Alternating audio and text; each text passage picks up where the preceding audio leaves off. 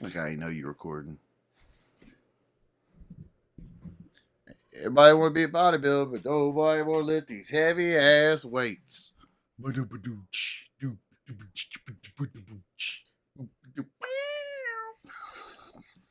What's up, everybody? Welcome to episode 91 of Buckets of Duckets. This is a show where whenever we fucking feel like it, we get together. Me, my best friend Josh Watts down in Louisiana. I'm in Seattle. We're a bunch of comedians, just funny guys. The whole thing. We chatted out, talk comedy, life, and the world's issues. Get down I've to the root. All right, spoiler. I'm such like I sound like a fucking open micer doing intros right now. Just already said your name before. I did that this week. Josh Watts, get on up here. Get up here, Josh Watts. I had a show this weekend where I'm a hero, so I'm doing I'm raising money for pit bulls, right? So I'm doing it stand up for pits. Yeah, it really was an awesome show. And but the ladies hosting it aren't comics, so they're reading full bios before we come out, and so they're like, Chase Myers first found interest in stand up comedy back in the early 2000s, coming home and watching SNL reruns and Comedy Central. Chase Myers. Get out of here! Come down, Chase! You guys are sweet, but Jesus Christ, just say this next guy is a comedian. Chase Myers. That's all. Do you remember we drove to Florida and did that show and they introduced us by saying, Josh Watts, where the fuck you at, Josh? Where you at? Bitch, I'm right here. Yo, I was not lost at any point. The whole time I've been waiting. I've been right fucking here. You made eye contact with. You told me right before you went on. You're like, all right, bro, I'm gonna go start, and what you mean? You asked me what the fuck I did to music. You just asked me what the fuck I did to music. He did. Just said. That's an all-time inside joke between me and Josh. Is this? Yeah, that same show. That comic blamed all of us for ruining music. What the fuck y'all do to music? But his example of why we ruined music was Dick in a Box. That was... What the fuck is a Lady Gaga? Oh, yeah. And he was mad about Lady Gaga. What the fuck is that? Josh Watts, where the fuck are you? What kind of... Oh, shit, I ran out there like I had done something. Yeah. All right, so let me do this. Let me do this right. Yeah. So, ladies and gentlemen, give it up for the one, Josh Watts. Good evening, shitheads. This is episode 91. This is the one where shit gets real. We stop being polite and we start getting real. Episode 91. Buckets of Duckets. If you don't like it, you can fuck right off. How about that? Coming in hot. Hot fire, dude. That made up for all my bullshit. That was great. Fucking hot. All right, watch me ruin it right here. All right, guys. So subscribe to the podcast. I think it's follow now. Fucking button. That's get the fucking notification. Josh, you just do it. You do it, bro. I don't know. I'm out of the game lately, bro. We waited too long in between.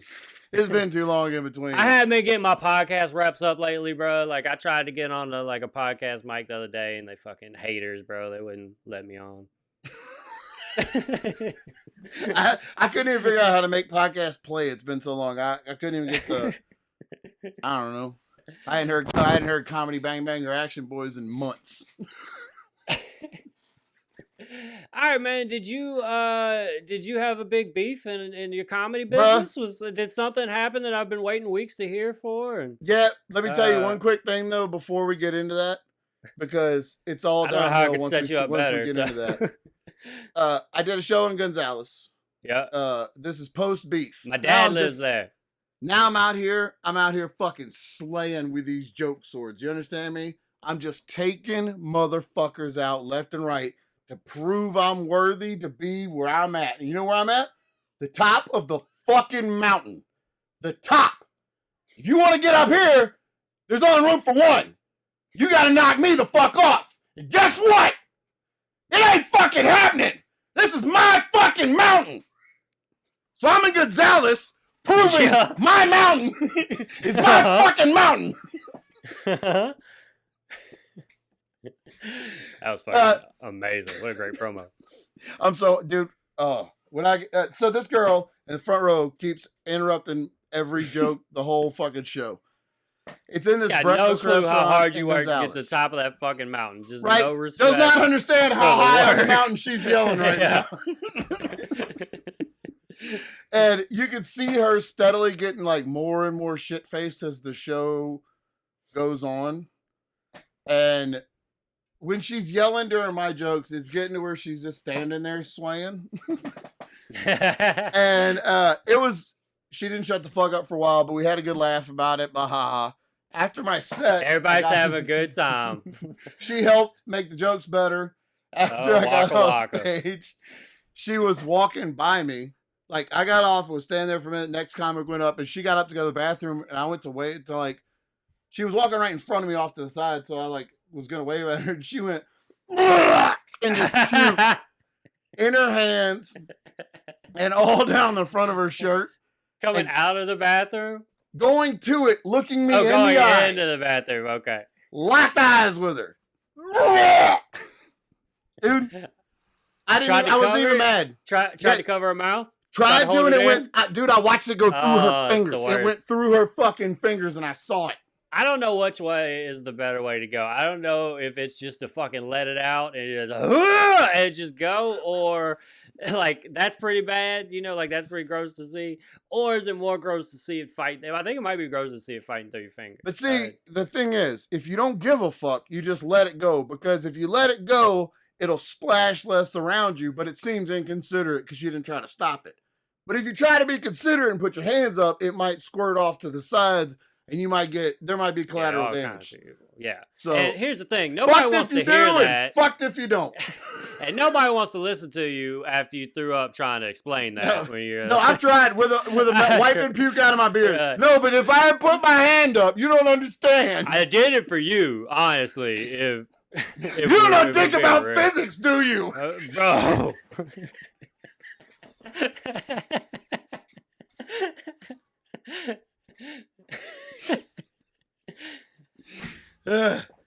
So, so did you hold her hair? What happened? Nah, dude, I laughed right in her face. Yeah. No, they had to carry her out to her car, and then she slept in the car through the headliner set. So it was. Oh, that was mid-show? It's mid-show, bud. That's great. Mid-show in a breakfast restaurant in Gulfport, Mississippi, buddy. And look, Chase, because I know if there's one thing you've taught me in the 10, 11 years we've done comedy together, I took your advice to heart, and I went and bought a Louisiana flag shirt right before I went to Mississippi, because Chase Myers has always said the most important thing about doing a show in Mississippi is to remind them that you are not one of them. That's what you've always said. And I felt like I could do that immediately. Have I said... I got fans in Mississippi. You said no, you said that for years. Okay. You had fans in Mississippi. Yeah, it's been a couple years since I went down there last, but Biloxi, we sold out a show in Biloxi a couple years ago. Man, so all right, Chase. Hold on, let me tell you my puke story. Oh, dude, I love puke stories. Yeah, come on, it's comedy. You think I don't have a bunch of puke stories too? You think the only one that people puking? Is it gonna be about me puking in your living room again? Because I mean, we don't need to say that. Oh, okay. Well then, never mind. You know it. I've done that here. No, I'm in Bremerton, Washington. I'm doing a show at it's a bar where the guy wants it to be a comedy club now. So he's just calling it a comedy club, and doing shows on Friday and Saturdays. Mobster Mike's, that's the name of it. I ended up doing this room so many times. And by the way, the dude, it's actually a guy named Mike. Like, he's definitely not a mobster, but you know, props to him. He's like a tattoo dude. He does tattoos. All respect. He's a mobster. Well, you couldn't tell how much I was covering myself just now. You've already, like I said, way too much. You couldn't tell I was just respecting the fuck out that man.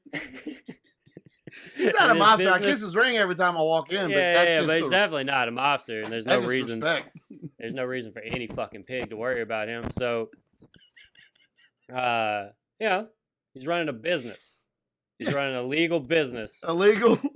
And the man likes to have comedy at his venue, and he would like his legal venue. at his legal venue, that all the money comes from that venue. All the money that he makes comes from that venue, and there's no reason for you to ask. There's no reason for you to ask. It's weird that you keep bringing it up. Honestly. Stop it. And no, the butcher shop next door is not attached to it. It has nothing to do with anything. Jesus Christ, yeah. Yeah. So he runs Waste Management. So the fuck what? So the fuck what? So the fuck what? Right. So I'm performing at this great man's establishment, and I go up. What's up, everybody? Dude in the front, blah! Like immediately, he's sitting down. He just puts his head down, blah, like in between his legs, and then just tries to play it off. Sits up. He does it so smooth that nobody really reacts quite right. And I wasn't like looking square at him when I saw it, so it was kind of like one of those like, well, I feel like more like movement would be happening over there if a man threw up. I must have just seen something weird. And then I think I might have started my joke of, hey everybody, just a humble man from Louisiana, or however I start my show. And then they fucking threw up again, and then now everybody knows. Like, Jesus Christ, what's going on? Fucking they're moving tables out the way. Fucking Mobster Mike's coming from the back with a mop. I made a Mobster Mike's joke. I was just so good right on the spot. It just had to vamp. Just had to vamp for the whole time that they cleaned up this man's puke. But he tried to just soldier it out. He was just gonna throw up and then watch me do 45 minutes of comedy.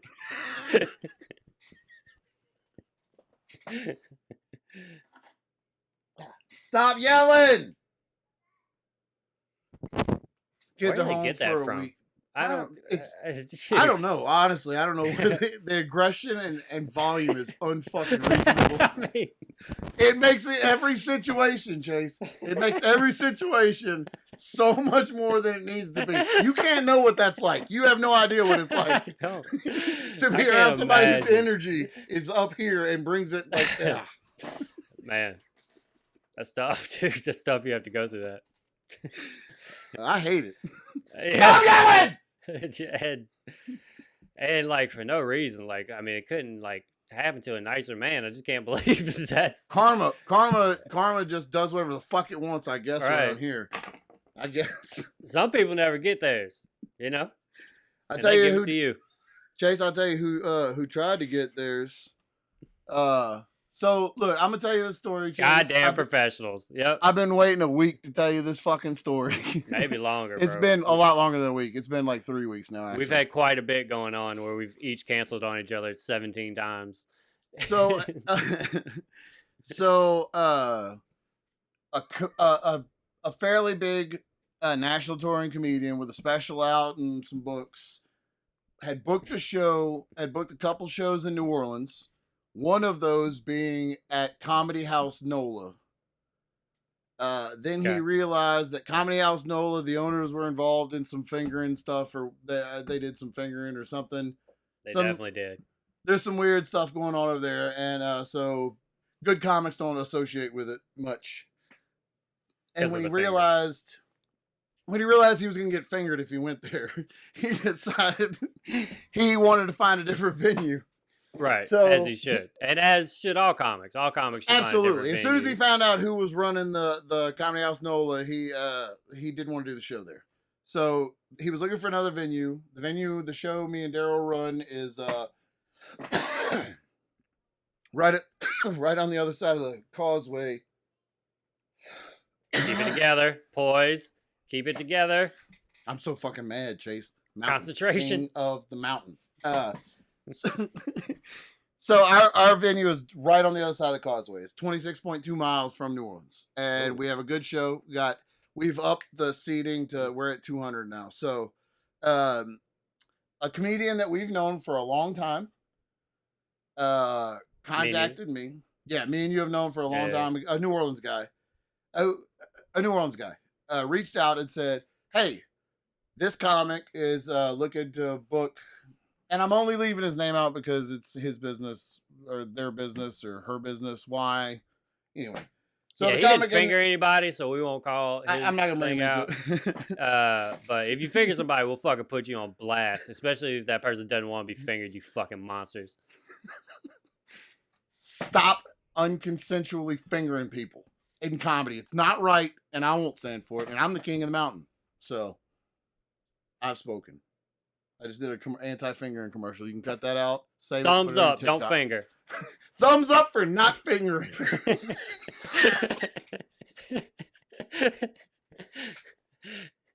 Chase Myers and Josh Watts here.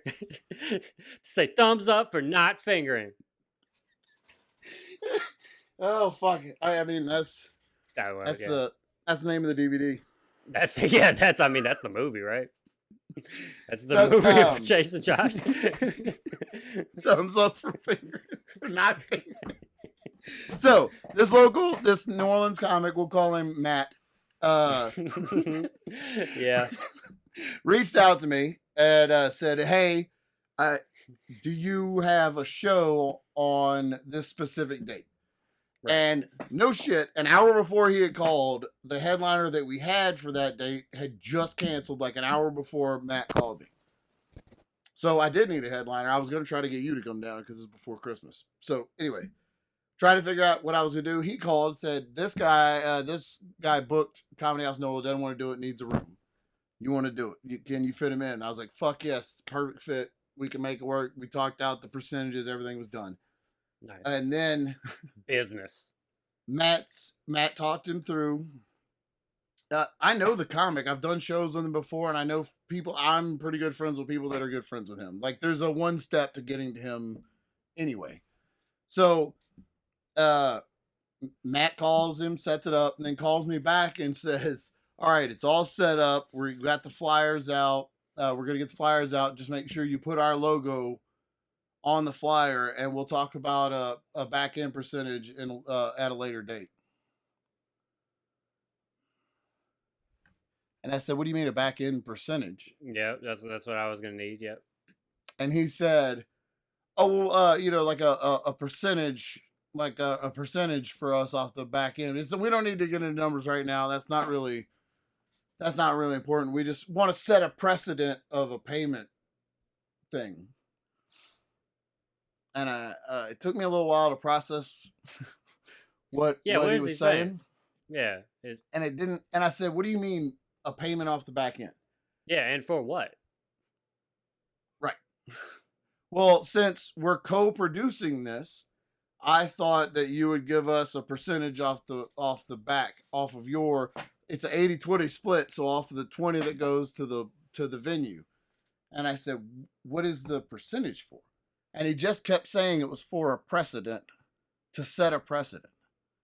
And then he would never, and I said, what do you talk, like, give me a percentage, like name a specific amount of percentage. Well, it's just, and he would never, and I got down to say a number. Say a number. Also, yeah. So I could tell, just say, give me and he wouldn't give me a specific number. And I was like, all right, well, just so we're clear, we're not going to pay you for doing you a favor. Because you called us for somebody looking for a show and we were able to do it. We didn't ask you to go find a comic. I don't need you. Yeah. I don't need you.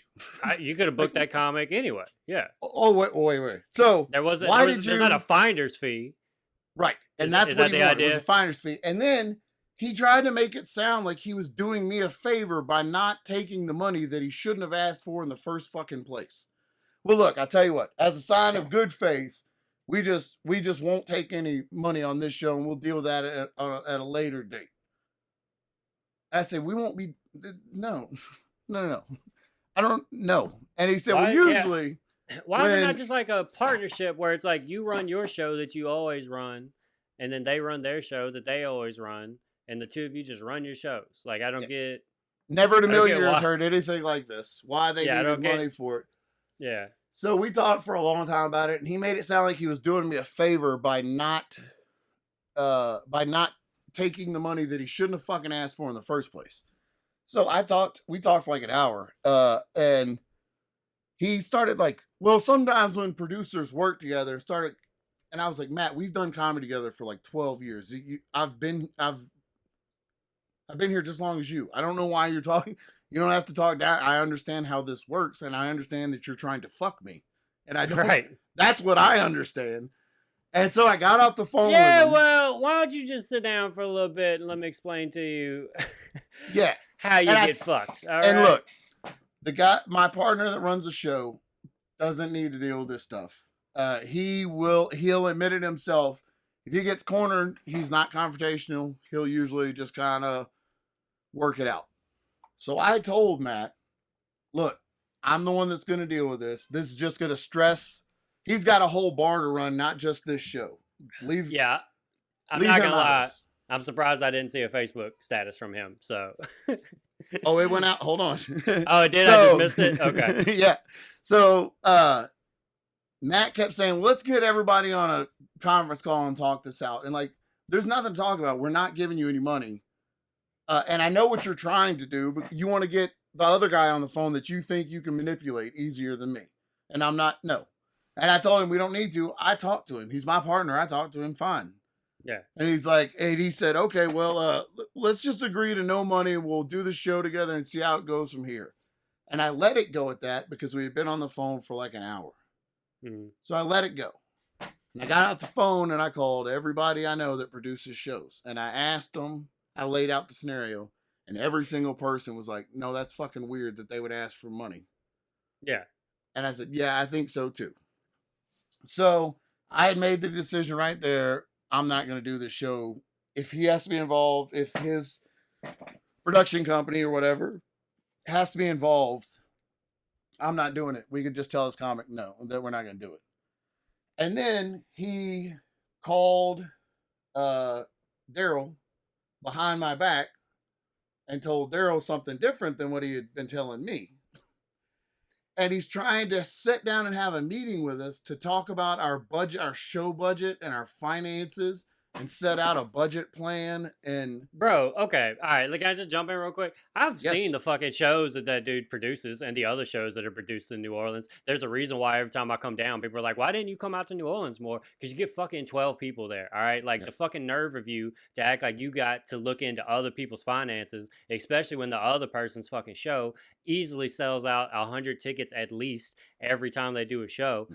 So that actually is where all the money is. It's funny that you can't show your finances because there's fucking none, because all it is pass around a bucket at the end of a fucking show when you put up every comic in New Orleans, and that's your consideration of producing a show and acting like it's professional. I don't get it. It seems to me like this should just be like a quick, like, hey man, I'm trying to get bigger headliners to come down. You do a Thursday show, we'll do Friday, Saturday in New Orleans or whatever, and then that's just it's just a good partnership. And that's just literally the deal I have with every other producer down here. Yeah. We have Baton Rouge, Lafayette, New Orleans, and Mandeville. Now we all work together, and none of us have exchanged money. So when I found out that he called Daryl behind my back, I was pretty that's pissed sleazy about as fuck, bro. Yeah. And I contacted my friend, our comic friend in New Orleans, who's good friends with this headliner. And I said, can you get me in touch with this headliner? Because we're not going to do the show if this other production company is involved. But I want him on the show. I want to do the show, and I know he's here. I know he needs a show, and I know there is no other show, so we don't need to have this other people involved. I said, can you get him to call me? And when he called me, I already had his number stored in my phone because we had done a couple of shows in Mandeville at Corey Mack shows years ago. And I had his number in my phone already. And I was like, hey, so and I just told him, I was like, here's the deal. And I told him everything. And I was like, we're not going to pay him for us doing him a favor. And I said, I would love to have you on the show. I know you're in town. We're doing the show. We need a headliner. You're in town, but we're not going to pay them to do it. And he was like, no, you shouldn't. That's really weird. He's like, I asked people around what show I could get on for that night that I was missing. And he said, Andrew Polk and Isaac Cazell told me about your show before Matt did. And he said, Matt just happened to call you, I guess. And I was like, yeah. He didn't even know Matt had called and reached out to me on his behalf. Which is fucking weird. Yeah. And I was like, okay, well, he's not going to be involved in it. And he was like, yeah, that seems fishy to me. That seems real fishy. And in the deals that Matt told me, he said, the headliner wanted to charge $30 tickets and 30 at the door, 25 online. When I talked to the headliner, he very specifically wants 15 online and 20 at the door because people are struggling and 30 is crazy to ask. But that's not what Matt told us when he was booking it. So where would that extra money have gone? Right. Right. The whole thing. And then trying to get into the finances, the whole thing it just seemed shady. And then when you ask around, he has a reputation of weaseling into stuff, I guess. Which I can tell based off of the shows he does and stuff. That's disappointing. He a long time ago asked me to like go on tour with him or something. I was like, I don't know what that would look like. That I've always liked him up until this. And then he was talking about he headlined our show. And then he was talking about a conversation we had on the rooftop after. And anybody who's done my show knows by the time we're on the roof of the bar, it's 1:30 in the morning. We've been drinking and we're up there to get high. Oh, so that shit's off the record. Yeah. It doesn't feel like you can have a verbal contract negotiated up there. I don't think it'd stick. There's nothing more binding than 1 a.m. roof beers. You know that. Believe that. Right across the court of law. So you don't even gotta get that shit notarized. That shit, you just gotta peel the beer label off and present it in court. You fucking got it, bro. Pabst Blue Ribbon, bitch. Oh shit. That's definitely a comics beer. So I called him and told him like, nah, we're just not gonna. Hey, fuck you.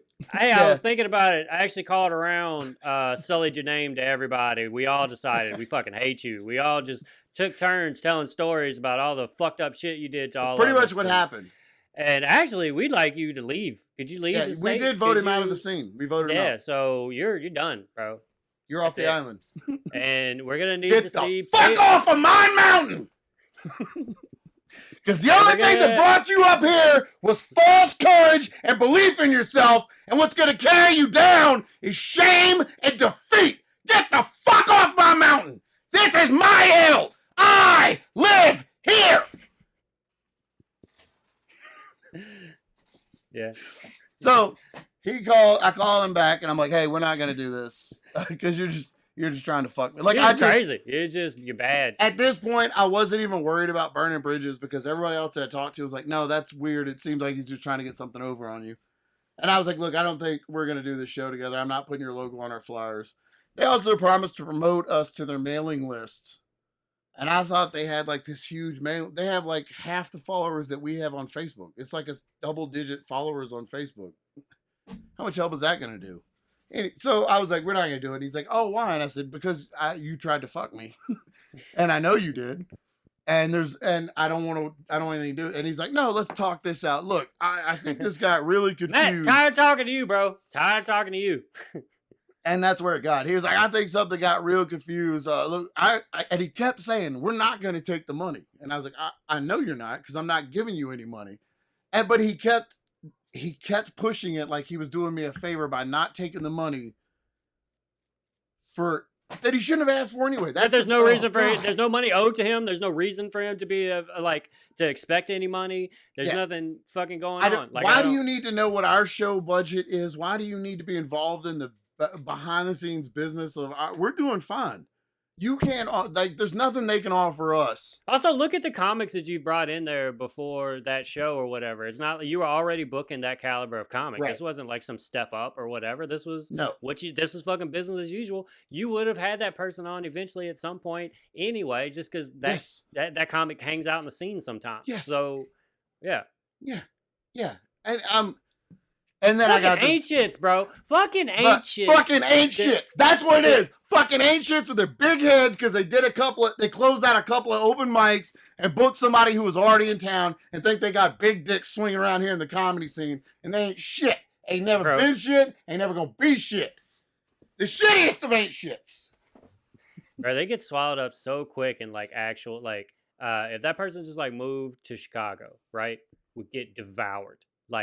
Would stand no chance in trying to act. Oh, this is actually how comedy business works, and how that just Jesus Christ, bro, just the fucking nerve. Yeah, man, that's I could see why you've been fucking annoyed for 2 weeks texting me. Oh, dude, texting me vague oh boy, when we can record. Oh, I'm putting something in the chat right now that I can't say on the show. but I want you to. You just have to see it because you'll feel good when you read it. You put it in the Zoom chat or you text it to me? Oh fuck me! I texted you. I got you. I see it. I saw it popped up on my screen. Yeah, that's crazy. He has that connection. We're not going to talk about that. No, but the thing Josh just texted me is a crazy connection that dude has, which seems like it's going to end horribly. It has to. It has to. But, here, I'll be vague. He got a situation where he's helping a very, very famous comic with something, and there's just you see the way he handles business here, yeah, with here, just like lower. So yeah, so I can't imagine whenever he's actually dealing with what it came down to was deal with that. He was trying to fuck us over, and when we called him out on it and realized it, and he realized he tried to backpedal, and you burn that bridge, man. That's because if I hadn't said anything, he would have taken whatever money we'd give him. He'd be in the books of the bar and stuff. Like, what the fuck, man? What the fuck? It's Weasley shit. Ain't shit. God damn. North Shore Comedy, though. Unrelated, December 3rd, we have Sam Talent coming down. Yeah, no drama on that show. Just a good Sam show. Talent, Nathan Lund coming down. My dick is so wet right now just thinking about that show. We got 10 minutes left to let me calm back down. He tried to fuck me, Chase. He tried to bend me over and he tried to fuck me. That's what he did. He tried to do it in front of all your peers, too. In front of everybody that I fucking know. My coworkers and peers. My friends, Chase. You would have found out about it. I would have, dude. And I wouldn't have mentioned anything, bro. That's how ashamed I'd have been. I'd have just let it. I'd have just waited till you wanted to talk about it. He would try to bring shame into the Buckets of Duckets dojo, and by God, that's the worst sin I can think of. You fuck. Oh God. I made Thanksgiving dinner last night. Yeah, you did. On Unrelated. It was my first time ever making a turkey, and like we made fucking everything. And it was awesome. The worst part was we had to clean the house, like super crazy clean the house because everybody was over here. Yeah, so it gotta be fake. But it's also cool because we actually cleaned the house and we're motivated to do it out of shame.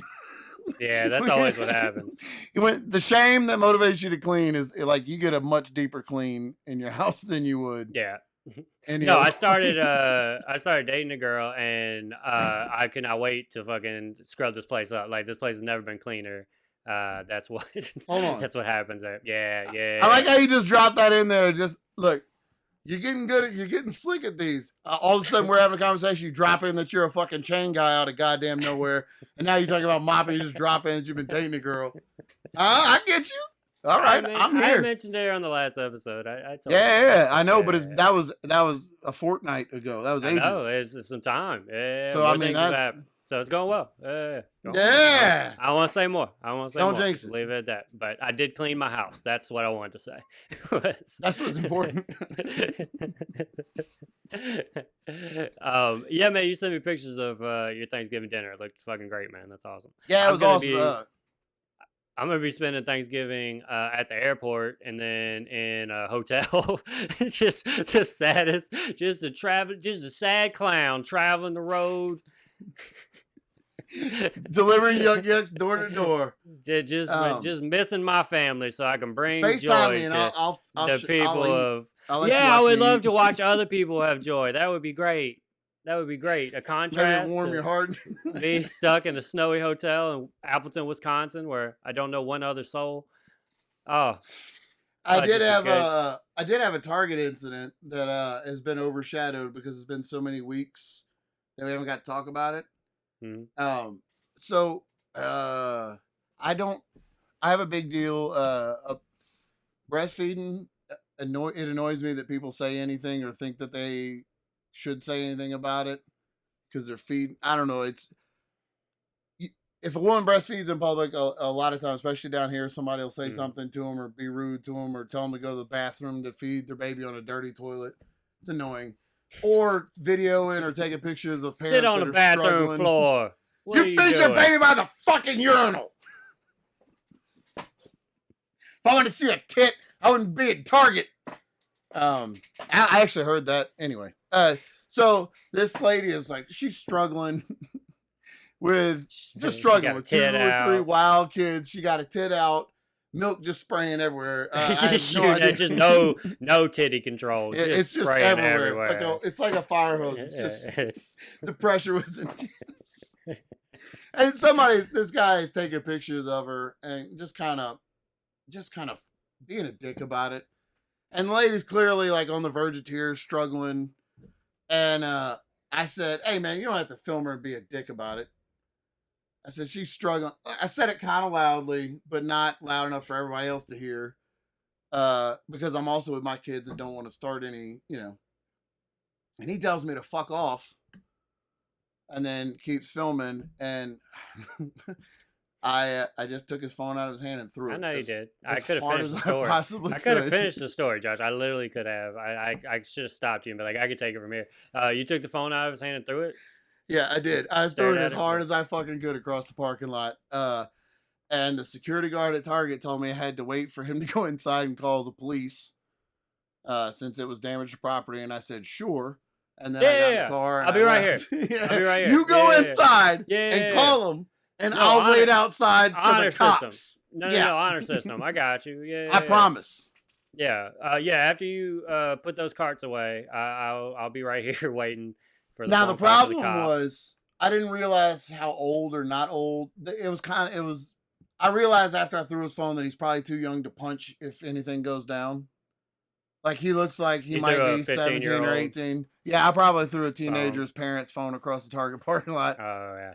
And the security guard at Target, for real, was like, "Hey, you want me to call the cops?" The guy's like, "Yeah, call the cops." And he's running to go get his phone. And, I mean, I threw it. Chase, I was actually kind of proud. I got some heat on it. It went to the Tesla chargers. Got your legs behind it? Hell yeah. Oh, dude, I had my whole fucking massive muscle behind it, dude. I mean, it launched from back fucking grandma's house. Do you understand me? Grandma's house.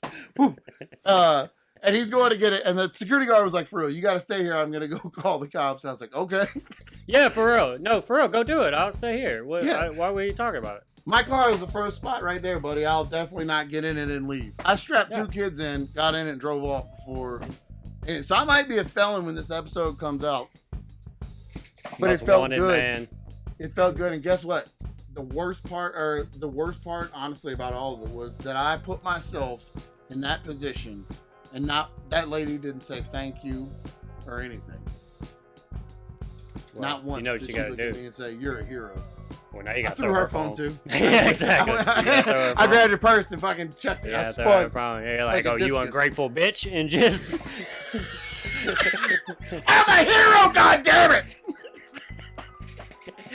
People coming up to you. "No, you weren't here earlier. You weren't here. You don't know what I did. You didn't know what I did. I sacrificed." I saw it.